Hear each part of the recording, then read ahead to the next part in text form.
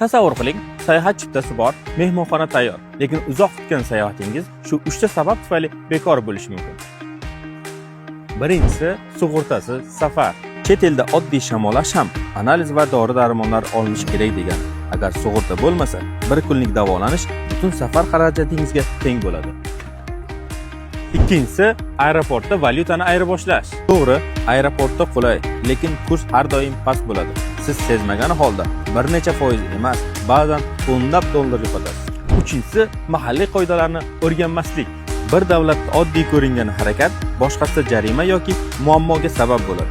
Bilmagandim degan gap chet elda ishlamaydi. Masalan, Tailandda milliy banknotasini bukish mumkin emas. Mabodo bu holat aniqlansa, siz katta jarimaga tortilishingiz mumkin. Bu kabi holatlarni bartaraf etish uchun oldindan tayyorlaning. Ushbu videoni saqlab qo'ying va yaqin orada sayohat qilishni rejalashtirgan do'stingizga yuborib qo'ying.